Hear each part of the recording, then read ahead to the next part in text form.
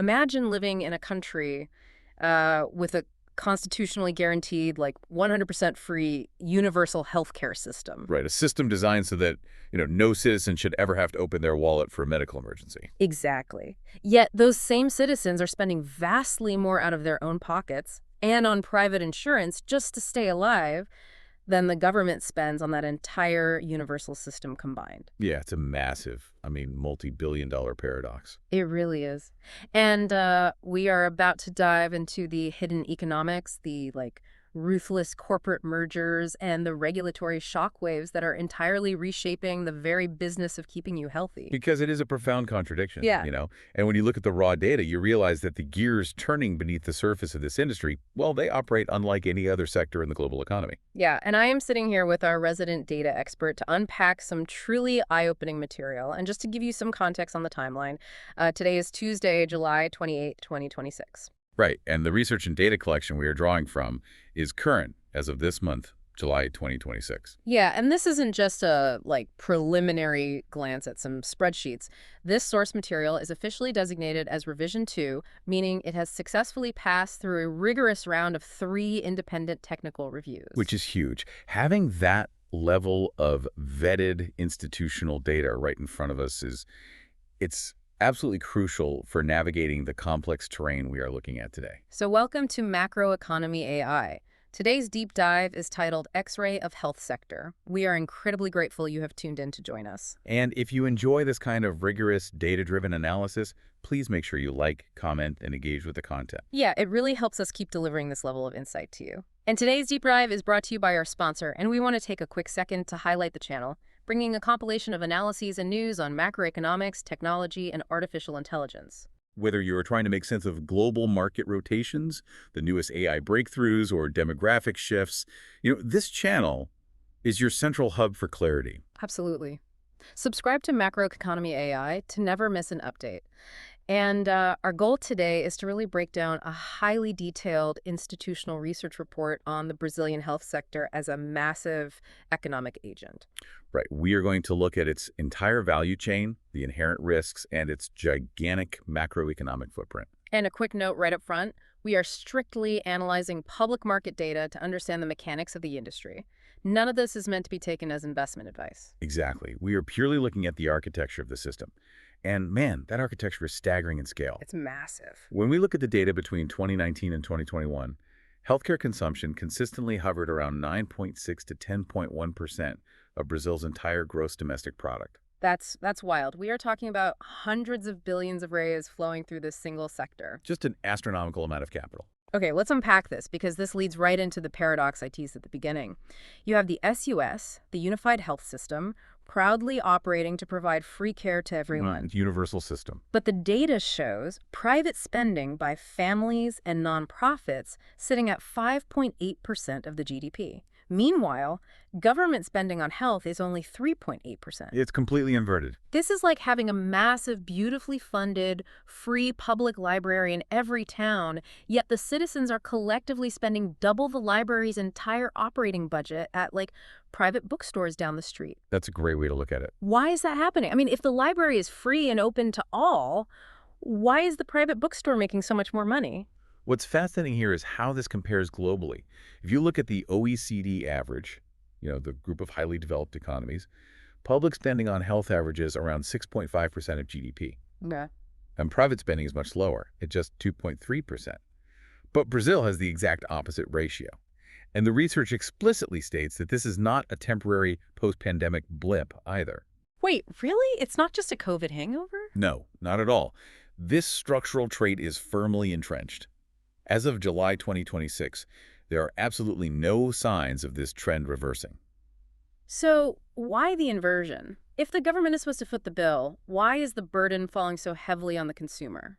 Well, the public system absorbs that 3.8% of the GDP, and studies do suggest it has a strong fiscal multiplier, meaning every $1 invested by the government generates about 1.70 raise in the broader economy. Okay, so it's efficient in that sense. It is, but it still faces what the sources call chronic structural underfunding. The demand for complex healthcare is simply so vast and, growing so quickly that the public system cannot physically or financially absorb it all. So it just spills over. Exactly. The overflow pushes citizens to spend heavily out of their own pockets or employers to provide private supplementary plans just to guarantee access. So if the public system is free but overflowing and private spending is through the roof, it really begs the question, why is healthcare inherently so expensive to begin with? Yeah, the million-dollar question. Because we look at the data and see that health inflation chronically outpaces regular inflation year after year. As everyday consumers, we often just blame corporate greed for rising premiums, Oh, right? well, for sure. We get that bill in the mail and think, man, they're just price gouging. But looking at the economic theories outlined in our sources, concepts like Baumol's cost disease, moral hazard, income elasticity, is the system structurally wired to get exponentially more expensive regardless of who is managing it? The short answer is yes. I mean, the system is fundamentally wired for cost escalation due to specific inherent market failures. Let's look at the underlying mechanics, starting with Baumol's cost disease. Okay, break that down for me. This is a classic economic concept. Think of a string quartet playing a piece of classical music. It takes 4 musicians the exact same amount of time to play a Beethoven string quartet today as it did in the 19th century. Right, you can't really automate that. Exactly. You cannot speed it up with artificial intelligence. Yeah, you can't replace the cellist with a robot arm to play it twice as fast. Right. Now, contrast that with automobile manufacturing.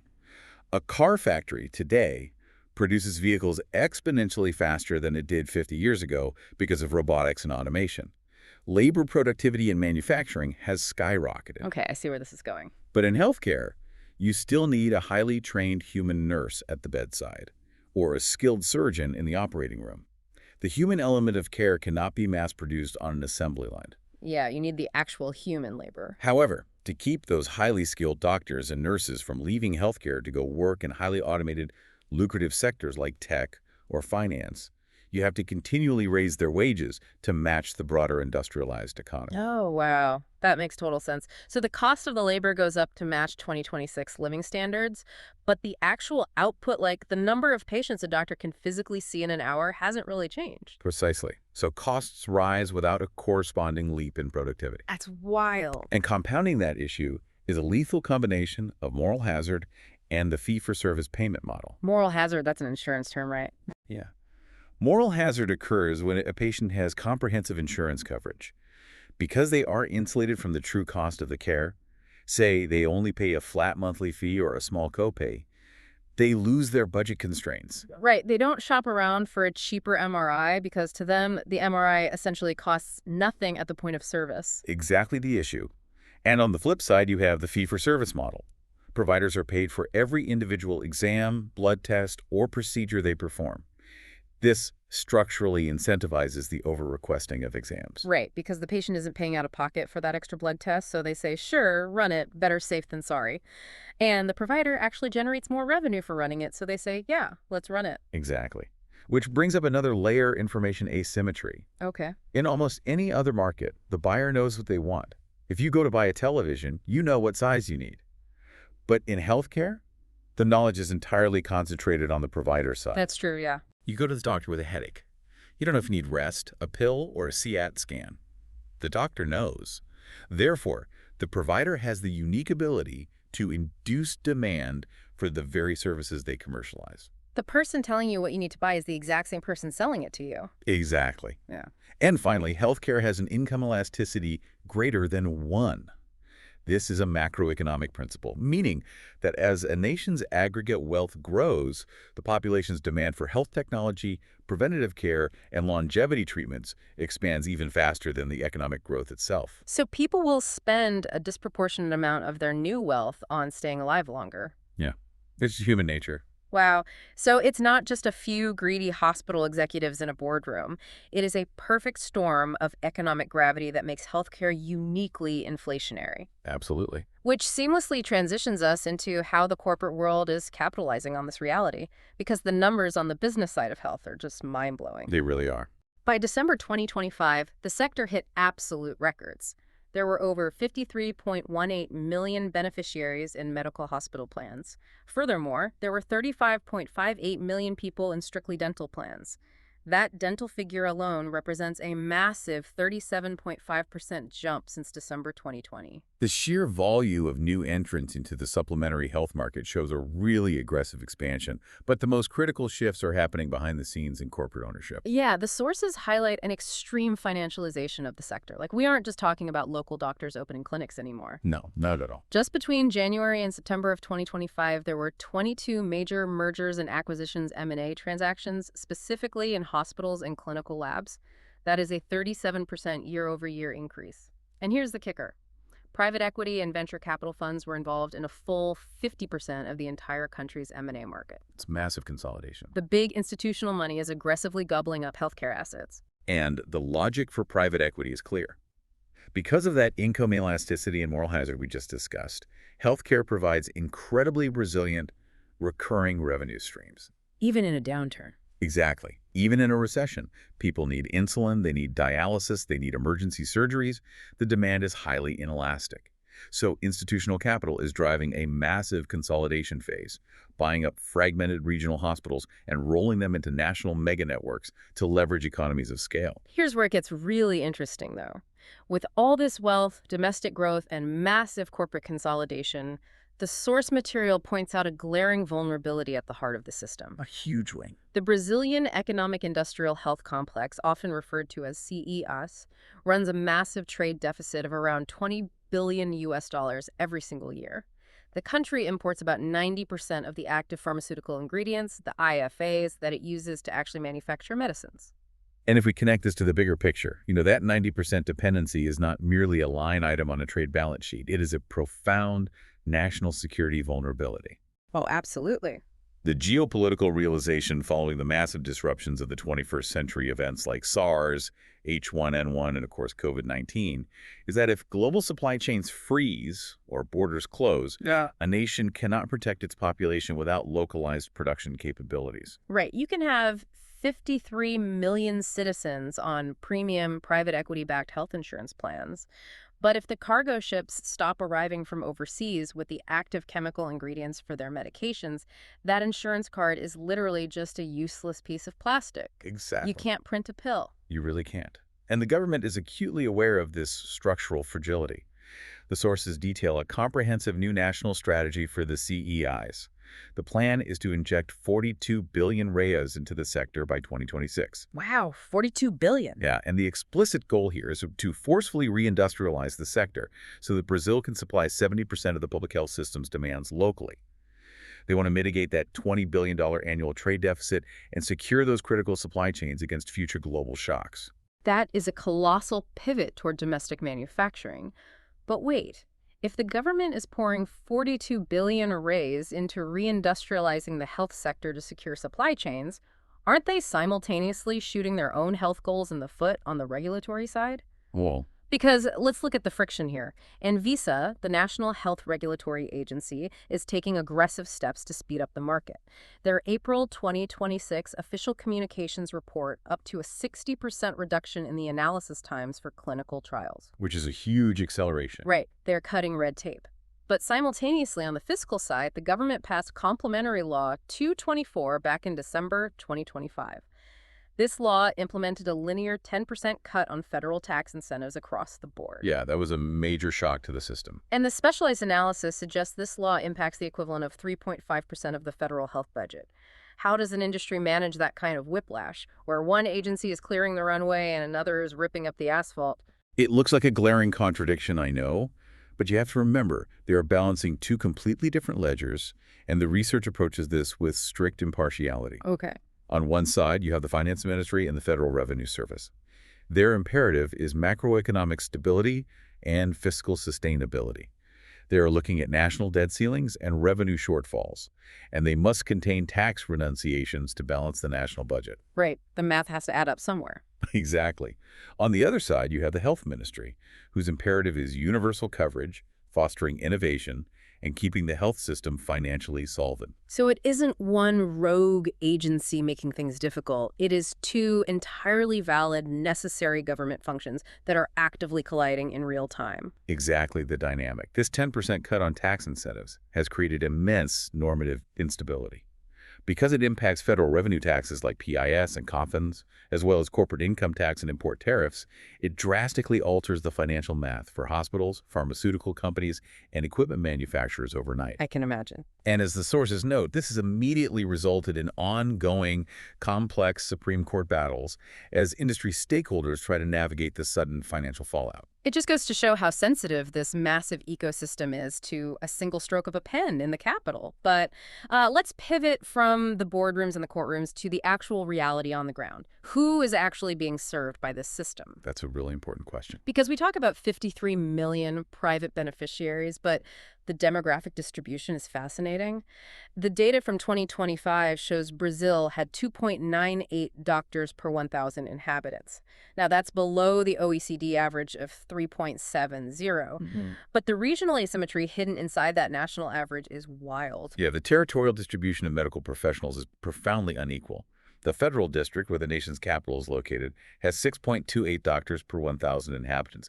It is highly saturated with specialized care. Right. But if you look at a state like Suriname, it has just 1.27 doctors per 1,000 inhabitants. So, depending entirely on your zip code, you are living in two vastly different realities of medical access, despite being a constitutionally universal system. Exactly. And the research points out a stark bottleneck. 58% of all doctors are concentrated in municipalities with over 500,000 inhabitants, serving only 31% of the national population. Wow. Meanwhile, cities with under 50,000 inhabitants hold another 31% of the population, but only a mere 8% of the doctors work there. That is a staggering infrastructural bottleneck. I mean, it doesn't matter if Anvisa approves a life-saving drug 60% faster, or if private equity builds a state-of-the-art clinic, if there simply isn't a doctor living in your town to prescribe the medication or staff the building. Yeah, you hit the nail on the head. It really forces you to look at the whole board. And speaking of looking at the whole board, the research dedicated a fascinating section to external, off-the-radar risks that rarely make the headlines. And one statistic absolutely floored me. The emissions data. Yes. The healthcare sector is responsible for 4.4% of global net carbon emissions. It's massive. To put that abstract percentage into a tangible perspective, if global healthcare were a country, it would be the 5th largest greenhouse gas emitter on planet Earth. So what does this all mean? I want you, the listener, to really internalize this paradox. We have an entire global industry passionately dedicated to healing people, extending lifespans, and saving lives. Yet, simply by operating, it is simultaneously contributing so heavily to a climate crisis that threatens global public health through extreme weather, shifting disease vectors, and resource scarcity. It's a huge blind spot. And over 70% of those emissions come from what is called the Scope 3 supply chain, like the manufacturing of complex machines, the endless sea of single-use disposable plastics, the logistics of refrigerating and moving materials around the globe. It is a profound cyclical paradox. This raises an important question about hidden systemic risks. We're seeing these massive externalities that aren't priced into the standard economic models. And that leads us directly to another massive, largely unseen threat highlighted in the research, which is antimicrobial resistance, or AMR. Oh, the rise of the superbugs? Precisely the threat. The global overuse and misuse of antibiotics in both human medicine and agriculture is accelerating the creation of multibacterial resistance. Yeah.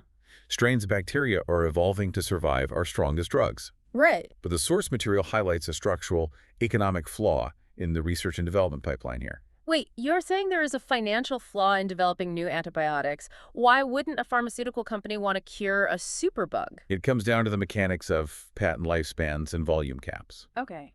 Imagine a pharmaceutical company spends a decade and $2 billion developing a revolutionary, highly effective new antibiotic.